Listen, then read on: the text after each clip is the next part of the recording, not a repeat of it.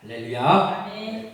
주님의 은혜 가운데 3일 동안 살다가 오늘 수요일 날 나와서 예배하면서 또 예수님의 말씀을 듣고 또 예수님 말씀을 날마다 우리가 듣는데 이걸 듣는다고 해서 우리가 되는 것이 아니라 이걸 실천하면서 우리가 삶 속에서 적용해 나갈 때 드디어 우리가 예수님의 제자로서의 삶을 살 수 있음을 믿고 오늘 말씀을 통하여서 다시 한번 예수님 말씀을 마음에 새기는 귀한 시간 되기를 소원합니다. 아멘. 자, 우리가 너는 하나만 알고 둘을 모른다 이러한 이야기를 자주 합니다. 하나만 알고 그 사람은 하나만 알고 둘을 모른다. 이 어떤 사물이나 또는 어떠한 일에 대해서 그 한 측면만 보는 거죠. 모두를 알지 못하고, 그러니까 어설프게 아는 그런 어리석음이 있을 때 그 사람에게 하는 말이 바로 하나만 알고 둘을 모른다라는 말이죠. 맹인이 코끼리가 어떻게 생겼나를 알아보기 위해서 만져봤을 때 이 맹인들은 눈이 보이지 않으니까 어떤 맹인은 다리를 만지고 어떤 맹인은 뭐 꼬리를 만져본다든지 어떤 맹인은 더듬다 보니까 얼굴을 만졌다든지 여러 군데를 만지지만 일부의 것들밖에는 코끼리가 굉장히 기둥 같더라고. 코끼리가 채찍 같던데 막 이런 식으로 이제 표현하는 그런 이야기들을 우리가 들어본 적이 있는데, 그러니까 어떠한 것을 대해서 우리가 한 가지 측면이나 어떠한 일부분의 것을 알게 되면 우리가 그것을 다르게 안다라고 할 수는 없죠. 그래서 이제 우리가 어떤 일이나 사람에 대해서 확실히 알지 못하고 무엇인가를 하게 되면, 그러니까 모든 것을 파악하기 전에 어떤 일을 먼저 시작하게 되면은 참 일을 그르치기가 쉽습니다. 또 사람에 대해서도 마찬가지죠. 우리가 사람을 만나는데 그 사람에 대해서 확실히 알지 못하고 아직까지 파악이 끝나지 않은 상태에서 그 사람을 너무 믿어버린다든지 또는 그 사람에 대해서 이 사람은 이런 사람인가 보다 라고 판단을 해버리면 그러면 속기가 쉽고 또 그 사람에 대해서 잘 모르고 먼저 말을 뱉으면 오해하기가 참 쉬운, 그러니까 일을 그르치기가 쉽죠. 자세히 알지 못하고 어떤 일을 한다는 것이 매우 위험합니다. 그래서 우리가 어떤 일이나 어떤 사람에 대해서 또는 어떤 일에 대해서 알려면 바르게 알아야 되고 또 확실하게 알아야 되는 것이죠. 그리고 나서 무엇을 해야 일을 그르치지 않습니다. 특별히 또 우리가 잘 알아야 될 것이 있는데 그건 뭐냐면 내 자신을 잘 알아야 되는 것이죠. 그 소크라테스가 한 유명한 말 있잖아요. 네 자신을 알라. 네. 내 자신을 모르면 실수하기가 쉽습니다.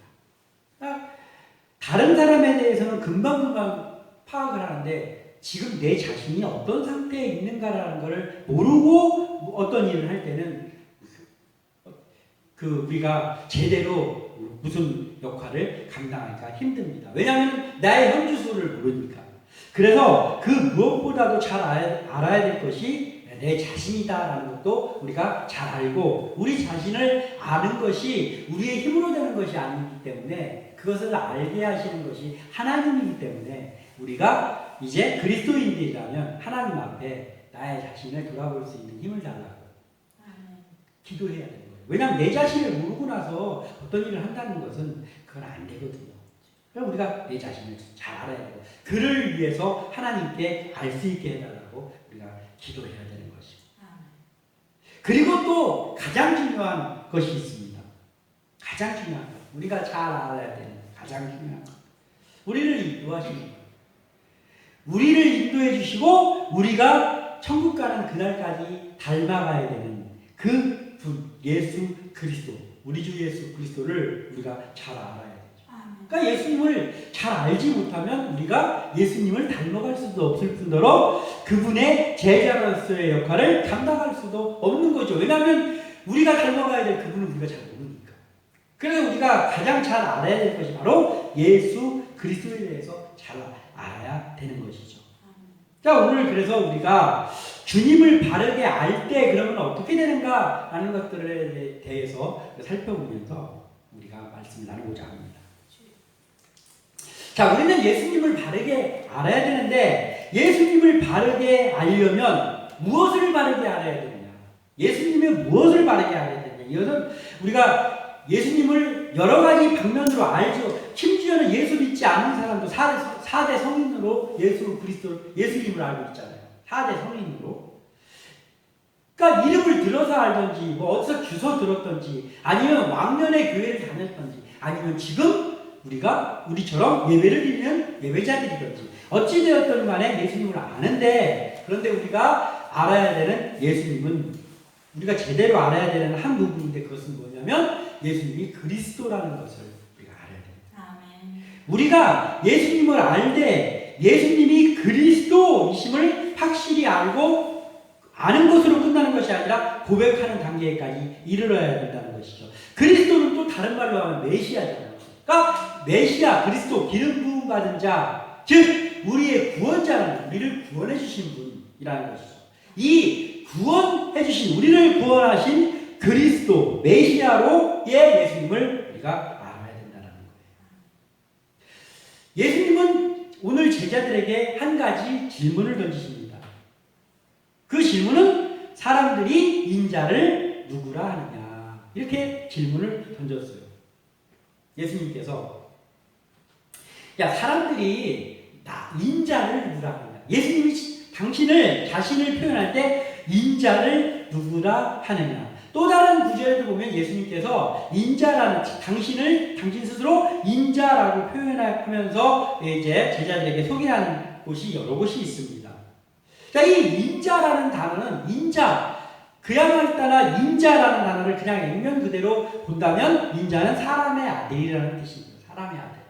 그러니까 사람이라는 뜻이에요. 인자라는 말이. 사람이라는 뜻인데, 예수님이 말씀하신 이 인자를, 그러니까 예수님이 자기 자신을 인자로 소개하시면서 인자를 누구라 하느냐, 이렇게 물었을 때 이 인자는 헬라어 히오스 안드로프라는 단어예요. 히오스 안드로프. 복음서에서 한 90여 번 정도가 이 단어가 나옵니다. 인자라는 단어가 나오는데, 여기서는 단순히 사람의 아들이라는 의미의 단어가 아닌데, 예수님도 자기 스스로를 인자라고 표현해. 이건 뭐냐면, 예수님께서 이렇게 표현하시는 거예요. 예수님은 하나님이시며 하나님의 아들이시며 이 땅에 오신 분이잖아요. 근데 예수님께서는 이 땅에 오실 때 하나님이시니까, 이 땅에 오실 때 사람의 거푸를 쓰고 오신 분이 아니란 말이에요. 예수님이 그냥 하나님이시지만 사람의 모양을 하고 이렇게 온 분이 아니란 말이에요. 그럼 누구냐? 예수님께서는 하나님의 아들이시면서 이 땅에 오셨는데 완벽한 인간으로 오신 거예요. 완벽한 인간으로. 그래서 예수님께서는 그걸 말씀하시고 싶은 거예요. 내가 하늘에서 왔지만 나는 너희들의 죄를 구원하기 위해서 완전한, 너희들하고 똑같은 인간의 모습으로 내가 왔어라는 말을 하고 싶으셔가지고 당신을 인자라고 표현을 하신 거예요. 그런 측면에서의 인자를 누구라고 하느냐. 그러니까 즉 사람의 아들 나를 누구라고 하는 이게 아니고, 하늘에서 왔지만 완전한 인간으로 온 나를 사람들은 누구라고 하더냐라고 지금 제자들에게 물어보신 것입니다. 그러니까 하늘로부터 왔지만 완전한 인간의 모습으로 오신 성육신하신 예수님에 대해서 지금 물어보신 거예요. 자, 예수님을 우리가 안다고 해도 하나님의 아들로만 알고 있다. 그러면 어떻게 될까요? 예수님 누구십니까? 하나님의 아들이십니다. 그런데 마치 능력 있는 사람이 막 변신술 쓰듯이, 예수님은 하나님의 아들, 영원한 하나님의 아들이면 신이죠, 신. 예수님이 신이시죠. 그런데 완전한 인간으로 생각하지 않는다. 그냥 하나님인데 사람의 모습으로 오셨다라고 알고 있다면 우리 예수님을 바로 안다고 할 수 없다는 거예요. 또는 예수님 훌륭한 분이죠. 4대 성인 아닙니까? 세계에서 가장 성인으로 취함받는 4명 중에 한 분 아닙니까? 그리고 성경 속에서 훌륭한 일을 많이 하신 사랑이 넘치시는 분이시죠. 이렇게 알고 있어. 그런데 하나님의 아들, 하나님으로 알지 못한다면 이것 또한 예수님을 확실하게 알지 못하는 것이죠. 그래서 오늘 제자들에게 예수님께서 물어봤을 때 그 제자들이 이렇게 대답을 합니다. 이르되 더러는 세례 요한, 더러는 엘리야, 어떤 이는 예레미야나 선지자 중에 하나라 하나이다. 이렇게 말을 하는 거예요. 그러니까 사람들이 예수님에 대한 평가가 이런 거예요. 그러니까 선지자 중에서 이보다 높은 사람이 없다라고 하는 그 세례 요한. 이 구약의 마지막 선지자라고 하는 세례 요한이 죽었는데 다시 살아난 것이 아니냐. 그러지 않으면 이런 일을 어떻게 할 수 있어? 가장 선지자 중에 선지자라고 하는 엘리야가 다시 온 거 아니냐. 또는 에레미야나 또는 어떤 선지자, 훌륭한 선지자 중에 한 사람이 아니냐. 이렇게 아는 거예요. 그러니까 그렇게 표현하는 사람들은 예수님을 지금 바로 아는 것이 아니죠. 일부만 아는 거예요. 그렇게 예수님의 평가가 이루어지고 있습니다. 자, 우리도 마찬가지. 우리도 우리의 모습을 바라볼 때 이렇습니다.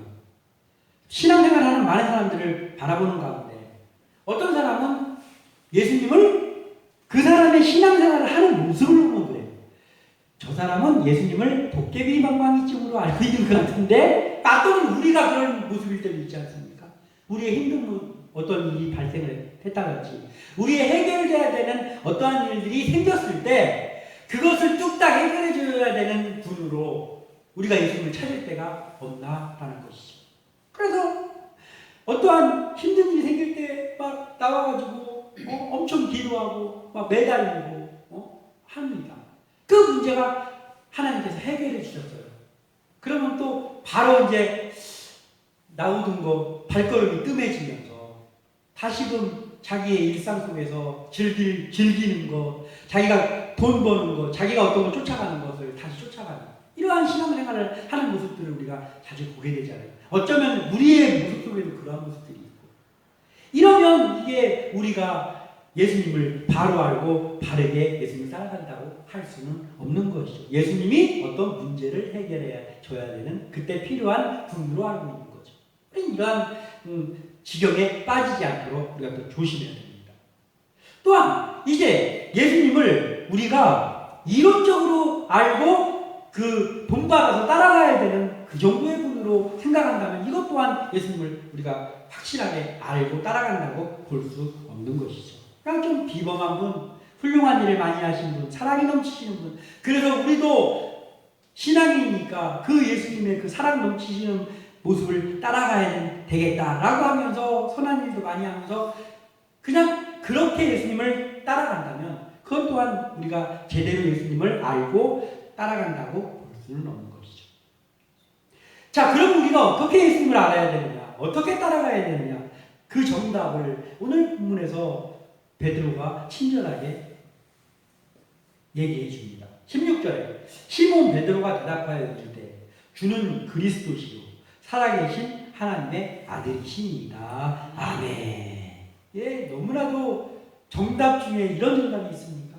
주는 그리스도시요. 아까 제가 그랬잖아요. 예수님이 그리스도이심을 알아야 된다. 그리고 고백해야 된다. 베드로가 지금 두 가지를 다 했습니다. 주는 그리스도이십니다. 즉 주님은 메시아이십니다. 주님은 구원자이십니다. 그리고 하나님의 아들이십니다. 이런 대답을 해서 예수님도 이 대답을 흡족해 하십니다. 16절에 베드로의 고백이 내 고백이 될 때 그때 주님을 바르게 아는 거예요. 베드로가 그런 훌륭한 고백을 했어? 베드로 믿음이 대단한데? 그러면 아무것도 아닌 거예요. 이 베드로의 고백이 내 고백이 돼야 돼요. 그러면 베드로의 고백이 내 고백이 되려면 어떻게 해야 됩니까? 우리가 예수님이 우리의 죄를 아니라 예수님이 나의 죄를 구원해 주신 분이다 라는 것이 나에게 실감이 돼야 되는 거예요. 그래야지 예수님을 이렇게 고백할 수 있는 거예요. 예수님이 인류의 죄를 위해서 오셨다가 아니라 예수님이 나를 위해서 오셨다는 것이 내가 실감이 돼야 되는 거예요. 그래서 그 예수님에 대해서 내가 예수님이 나를 위해서 오셨지라는 것을 어느 날 고백하면서 있는 그 순간에 마음속에서 막 이 감동이 밀려오고 이러한 것들이 우리 속에 있어야 되는 거예요. 그게 내 사건이 돼야 되는 거예요. 예수가 그리스도로 오신 것이 내 사건이 돼야 되고 예수님이 하나님의 아들이라는 것이 내가 믿어져야 되는 거예요. 그래서 베드로가 했던 이 고백을 주는 그리스도시요 살아계신 하나님의 아들입니다.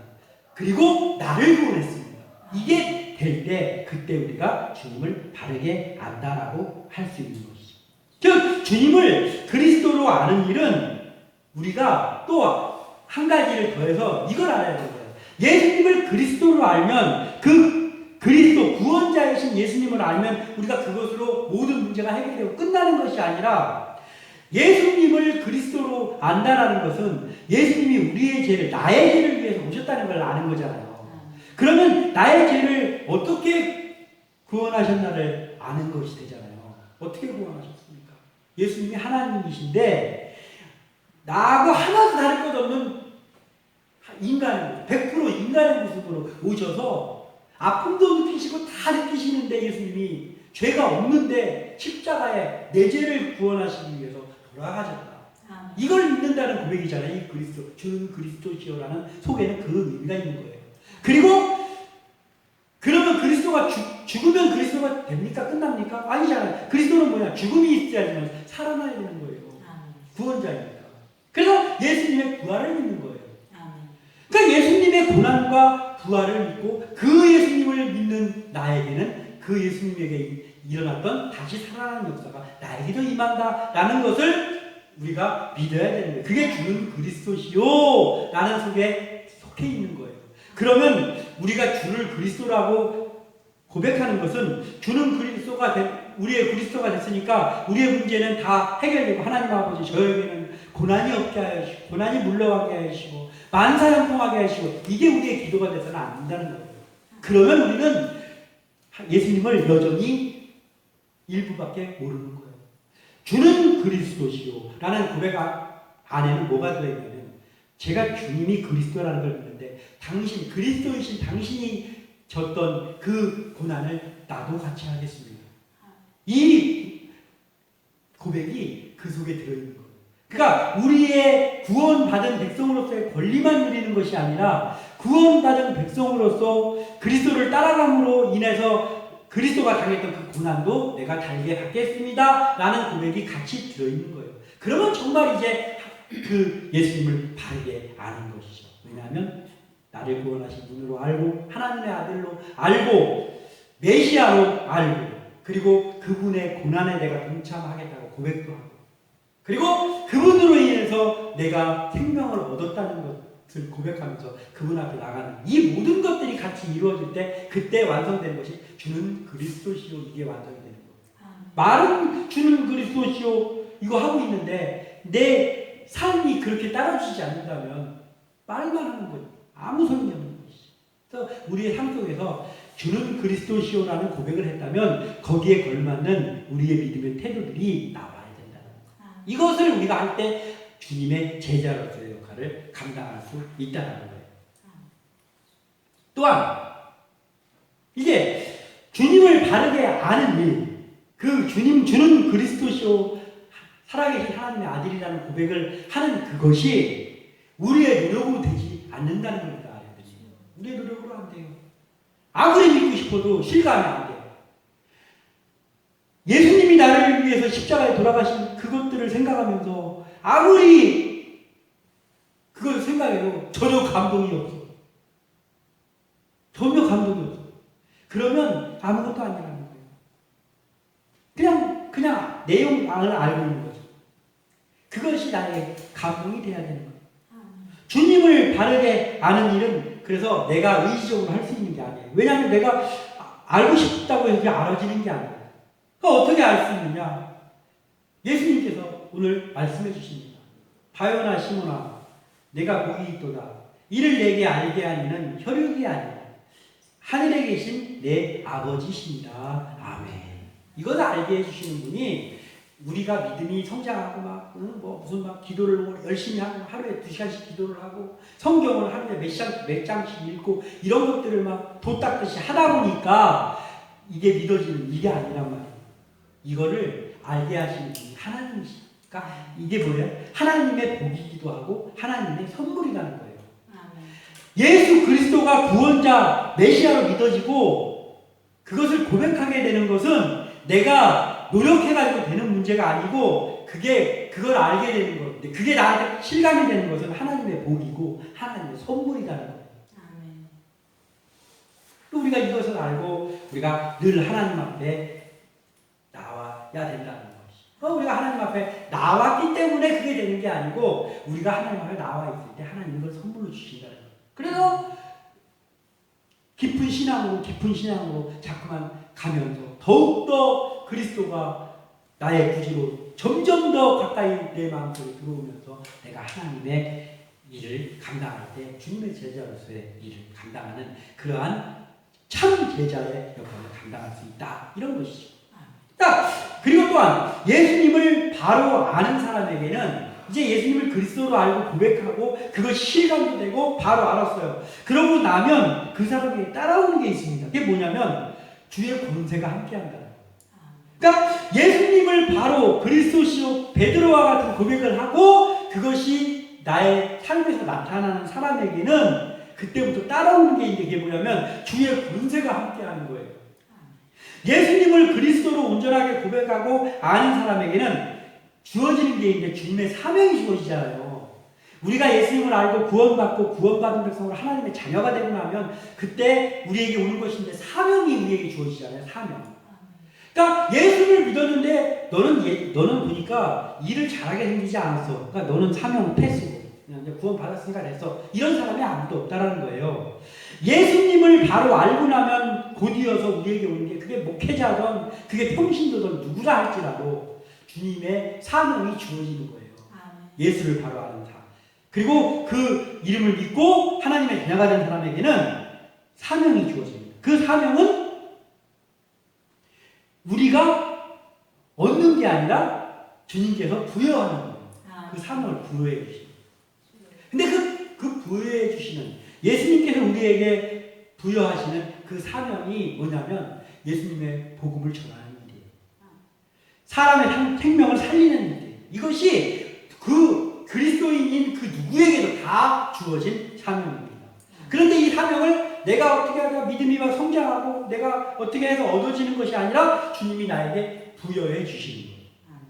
오늘 이 100점짜리의 고백을 하는 베드로에게 예수님께서 그 사명을 부여해 주십니다. 18절 또 내가 내게 이르노니 너는 베드로라 내가 이 반석 위에 내 교회를 세우리니 음부의 권세가 이기지 못하리라. 내가 천국 열쇠를 내게 주리니 네가 땅에서 무엇이든지 매면 하늘에서도 매일 것이고 네가 땅에서 무엇이든지 풀면 하늘에서도 풀리리라 하시고. 아멘. 아멘.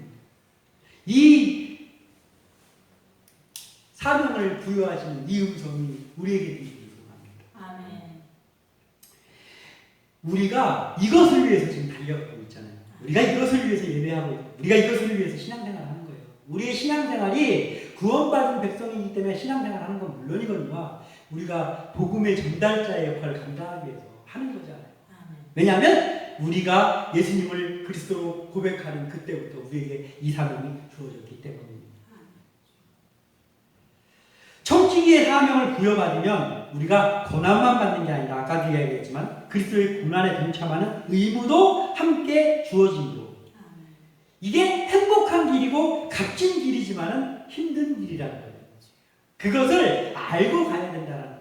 이제 예수 믿고 이제 구원받은 백성 되고 했으니까 탄탄대로를 하나님이 열어주셔서 나에게는 어려움이 없겠지. 그래서 무슨 어려움이 오면 아니 내가 하나님을 믿고 있는데 왜 나한테 이런 일이 닥칩니까? 아니 제가 하나님의 일만 하고 있는데 어찌 저한테 이런 일이 닥칩니까? 이런 반문을 하지 않게 된다는 거예요. 믿음이 바로 세워져야. 그렇지 않으면 아니 내가 예수님을 믿고 있는데 왜 나한테 이런 일이 생겨? 라고 하게 된다는 것이죠. 그러니까 당연한 일이에요. 왜냐하면 우리가 그 사명을 부여받고 나면 그때부터 우리에게 예수님이 가셨던 일이 같이 따라오기 때문에 우리에게 어려움도 있고 힘든 일입니다. 그러나 그 길이 우리가 주님을 모시고 가면 행복한 길이고 값진 길이라는 거예요. 그래서 힘들지만 즐겁게 갈 수 있는 길이 바로 이 사명의 길이라는 거예요. 그 베드로가 지금 이 사명을 받았을 때 베드로 기뻤을 거 아니에요. 맨날 베드로 예수님한테 혼나고 막 엉뚱하니까 해가지고 혼나고 그랬는데 야 하면서 베드로야 네 고백이 값지다 하면서 천국 열쇠를 부여하면서 예수님께 칭찬받으니까 베드로가 얼마나 기분이 좋았겠어요. 베드로의 길은 어떻습니까? 탄탄대로였습니까? 베드로의 길이 얼마나 힘들었습니까?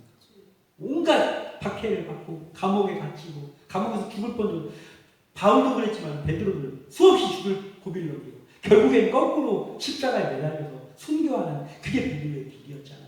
그게 사명의 길이었잖아요.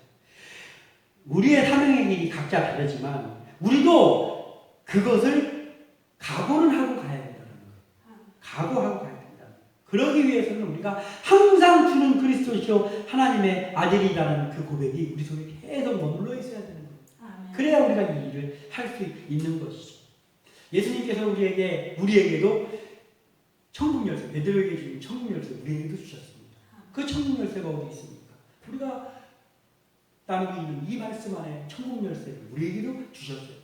우리가 성경을 읽고 있는 건 우리에게 그 열쇠를 주시고, 그 우리가 읽고 있고, 또한 그 하늘문을 여는 그 열쇠가 무엇입니까? 우리의 눈물의 기도라는 거예요.